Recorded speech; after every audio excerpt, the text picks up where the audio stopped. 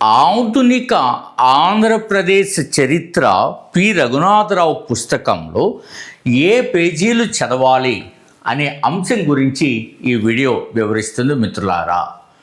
Group 2కి సంబంధించి AP history 75కు 71 marks కూడా స్కోర్ చేయడానికి అవకాశం ఉంది.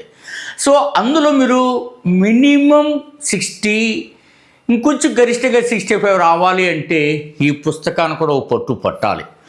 ఇందులో మీరు కనుక గమనిస్తే మిత్రులారా, పేజీలు ఎన్ని ఉన్నాయి? 402 పేజీస్ ఇందులో ఉన్నాయి. 402 పేజీలు మనకి ఇందులో ఉన్నాయి. ఇందులో మనం కనుక గమనిస్తే సిలబస్ ఇలా ఇచ్చాడు, మీరు చూడండి. విషయ సూచిక అనేది ఇలా స్టార్ట్ అవుతుంది. 25 చాప్టర్లుగా వాళ్ళు ఇవ్వడం, కాస్త అనుబంధం ఇవ్వడం జరిగింది. అయితే ఎన్ని చాప్టర్లలో మనకు కొన్ని అవసరం లేదు. కొన్ని చాప్టర్లకు అక్కడ గ్యాదర్ చేసుకొని చదవాల్సి ఉంటుంది. రైట్. మొట్టమొదటిసారిగా మీరు చూడాల్సింది ఏంటంటే పేజీ నెంబరు. మనకు 2వ చాప్టరు ఇందులో యూరోపియన్ల రాక నుంచి మీరు స్టార్ట్ చేస్తారు మిత్రులారా. ఇది 31వ పేజీ నుంచి మీరు స్టార్ట్ చేస్తారు.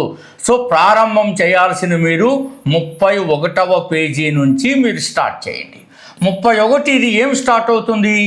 యూరోపియన్ల రాక అనేటువంటిది ఉంటుంది. యూరోపియన్ల రాక అనేటువంటి ఇందులో మీరు జస్ట్ గమనించాల్సింది బేసిక్స్ ఏంటంటే ఆంధ్రదేశానికి మొదట ఏ యూరోపియన్లు వచ్చారు అనేది ఫస్ట్ వరుస క్రమం చదవండి. ఎక్కడెక్కడ సెటిల్మెంట్స్ వాళ్ళు ఎస్టాబ్లిష్ చేశారని చదివిన తర్వాత ఆ సెటిల్మెంట్స్కి ఎవరు పర్మిషన్ ఇచ్చారు అనేది వెరీ ఇంపార్టెంట్ అన్నమాట. ఇందులో మీరు ఇక్కడి నుంచి స్టార్ట్ అయితే నేను అండర్లైన్ చేసిన కూడా చూపిస్తాను, ఓపికగా చూడండి. రైట్ మిత్రులారా, ఇందులో మనకి 30 సంవత్సరాల అనుభవం. ఈ సిలబస్ 2008 గ్రూప్ 2లో పెట్టిన నాటి నుంచి చూసినటువంటిది. ఈ 3 దశాబ్దాల అనుభవంలో మీరు ఏమేమి చదువుతారో చూడాల్సినటువంటి అవసరం. 34వ పేజీలో మనకు ఆంగ్లేయుల రాక అనే పై పారాగ్రాఫ్లో ఉంటుంది. ఇవి చాలా ఇంపార్టెంట్ అవుతాయి. సరే, యూరోపియన్ల రాక అని చదువుతారు. తర్వాత మీరు చూడండి, గ్లోబ్ నౌకాయాత్ర మనుగడ బిట్ ఇచ్చాడు 37 పేజీలో. దాని గురించి పూర్తి డీటెయిల్స్ చదవాలి.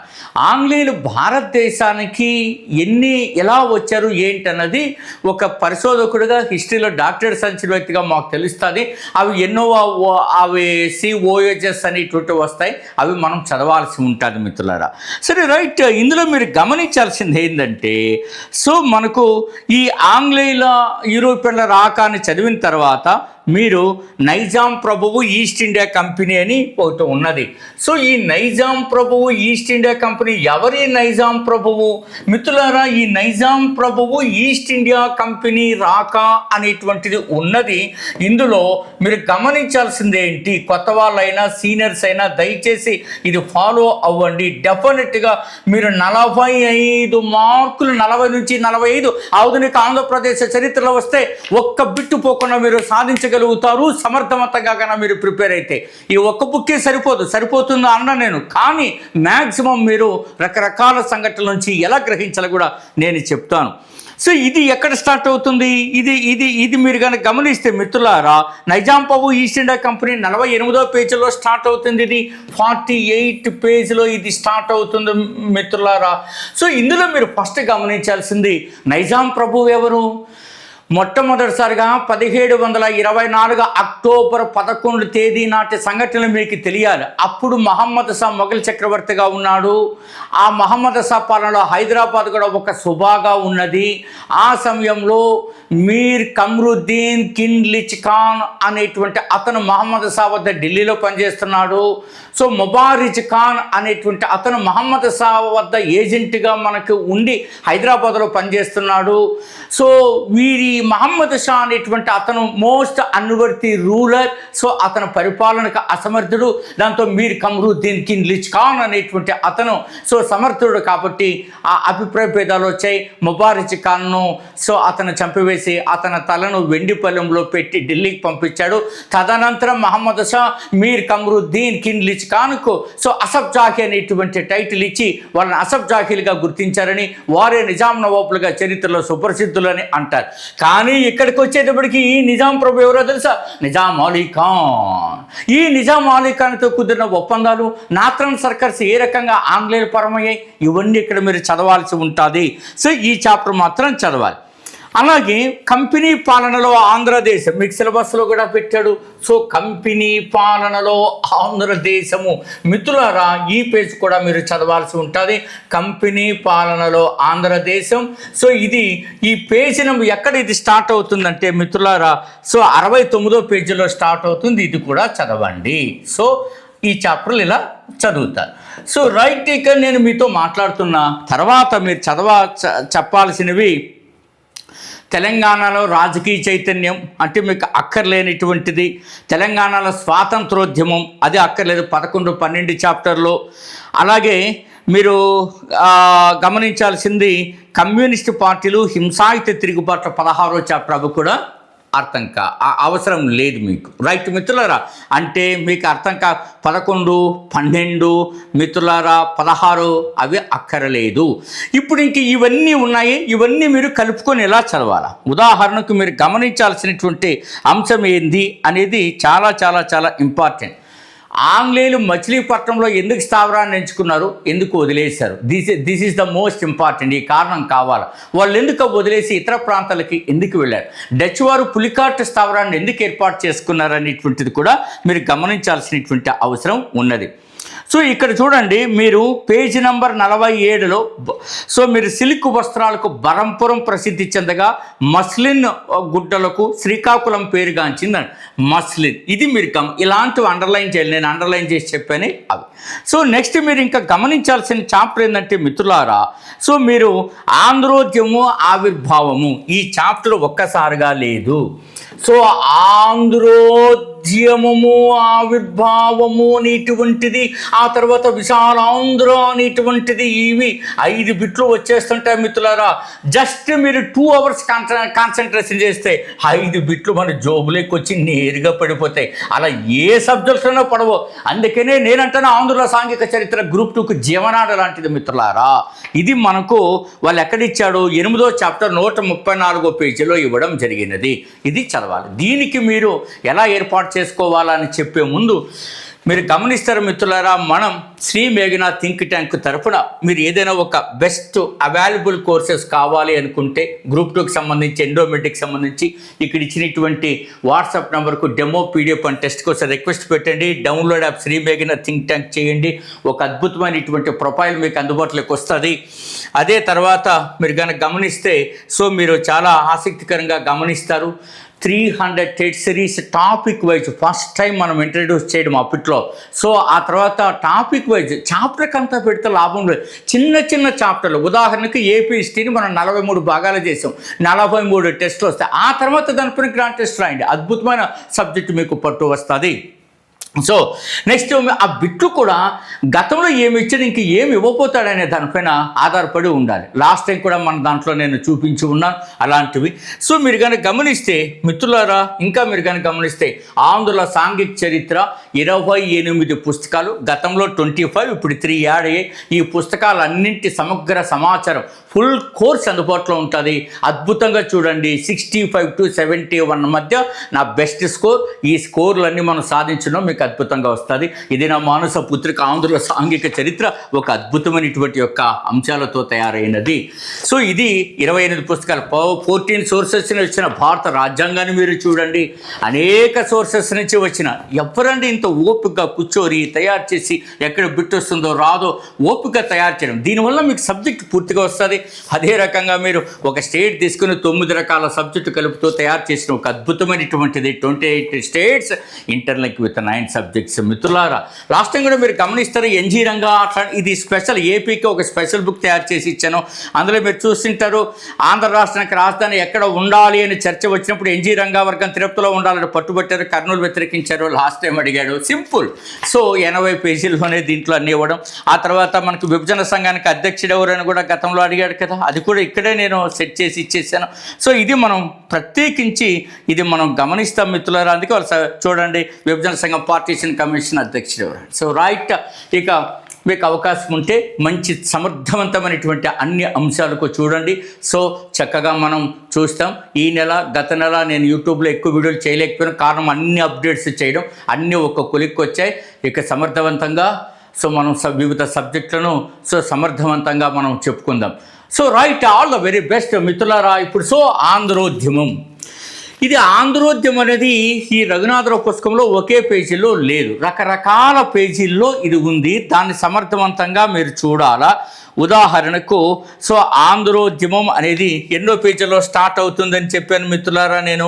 సో ఆంధ్రోద్యమం అనేటువంటిది మీరు కనుక గమనిస్తే ఎన్నో పేజీలో అని చెప్పాను నేను ఇందాక, మీరు గమనించుంటారు.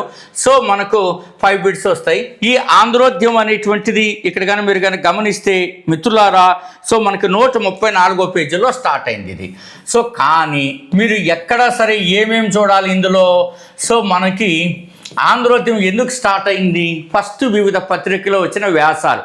మీరు దేశాభిమాని పత్రిక చూడండి, ఆంధ్రకేసరి పత్రిక చూడండి, ది హిందూ పత్రిక చూడండి, అర్థమవుతుందా మిత్రులారా.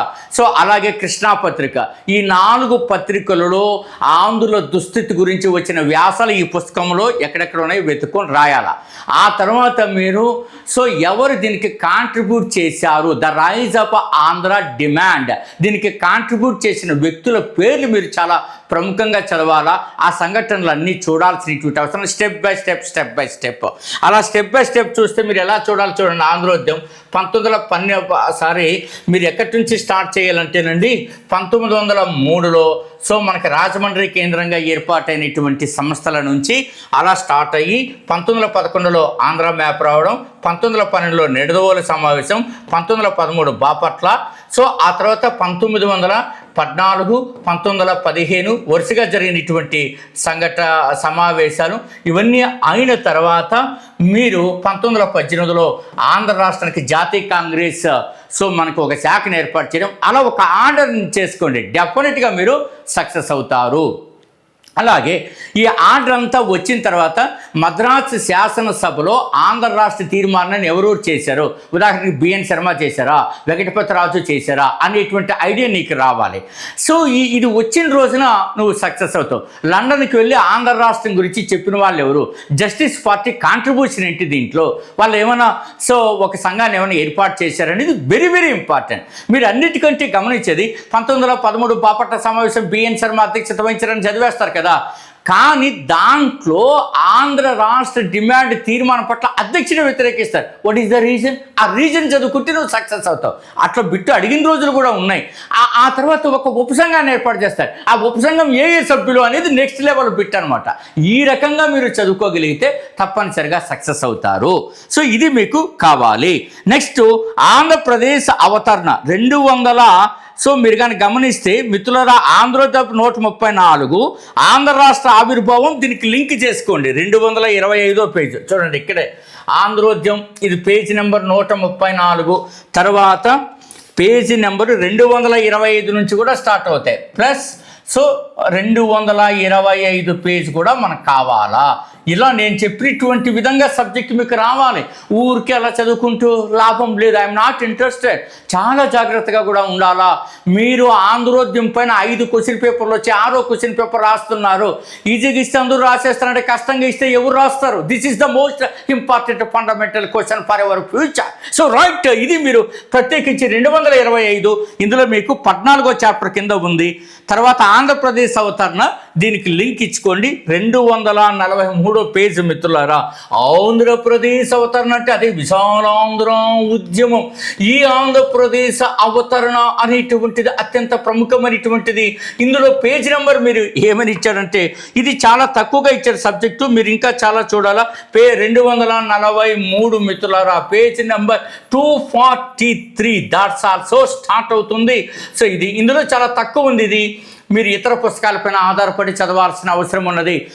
ఆంధ్రప్రదేశ్ అవతరణ చదివినప్పుడు 7వ నవాబు, చివరి నవాబు అయిన మీర్ ఉస్మాన్ అలీ ఖాన్ గురించి మీరు తప్పనిసరిగా చదవాలి. The actions of Mir Osman Ali Khan, ఏమి చేశాడు అనేటువంటిది కూడా మీకు కావాలి మిత్రులారా. 1911 నుంచి 48 మధ్య ఆయన చేసినటువంటి పనులు, 1948 నుంచి 56 మధ్య ఆయన రాజు ప్రముఖగా వ్యవహరించిన తీరు, ద టోటల్ ఇన్ఫర్మేషన్ తప్పనిసరిగా నీ చేతిలో ఉంటే నువ్వు సక్సెస్ అవుతావు. సో కాబట్టి కొంతమేర ఈ పుస్తకం ఉపయోగపడుతుంది. ఈజీగా ఇచ్చినప్పుడు, మరింత కఠినంగా ఇచ్చినప్పుడు ఈ పుస్తకం ఇంకా మనం కొంత సమాచారాన్ని సేకరించుకోవాల్సి వస్తుంది. ఈ పుస్తకంలో ఉండదు. ఉదాహరణకు 1913 బాపట్ల సమావేశం తర్వాత అందులో వచ్చిన వివిధ అభిప్రాయ భేదాలకు విరుగుడు చూపుతూ ఏర్పాటైనటువంటి ఉపసంఘం ఏది అంటే మీరు దొరికిపోతారు. ఎంతసేపు 1913 బాపట్ల సమావేశం బిఎన్ శర్మ అధ్యక్షత వహించాడు. 800 మంది సమావేశానికి వచ్చేసారు, 2000 మంది ప్రజలు వచ్చేసారు. తీర్మానాలు, అధ్యక్షుడి తీర్మానాన్ని వ్యతిరేకించాడు. I'm not interested this kind of very very very nominal points in the case of Andhra Mahasabha, the first conference of Bapatla 1913 which was presided by BN Sharma. So that's all. So ఈ రకమైనటువంటి పరిస్థితులు వస్తే ఈ పేజీలు చాలు. దాని తర్వాత వివిధ అంశాలు కీలకంగా మీరు చదవాల్సినటువంటి అవసరం ఉంటుంది. అర్థమవుతుందా మిత్రులారా? ఎప్పుడైతే ఈ రకంగా చదువుతారో మీరు డెఫినెట్గా చదువుతారు. మీరు పుస్తకాలను, మీ దగ్గర ఉన్న సమాచారాన్ని తక్కువకు రావాలి. అప్పుడు ఎగ్జామ్లో రివిజన్ ఎక్కువ అవుతుంది, షార్ప్గా అవుతుంది. ఆ పనే మనం చేసాం. 80 మూల గ్రంథాలు తీసుకొని ఇంతమంది కూర్చొని తయారు చేసి అందరూ పిహెచ్డి హోల్డర్స్ కూర్చొని ఒక అవగాహనతో చేసింది. ఆసక్తి ఉండి మీకు ఫైనాన్షియల్గా ఎఫోర్ట్ అయితే మీరు మమ్మల్ని ఎంచుకోవచ్చు. So all the very best. B doctor Gopal D.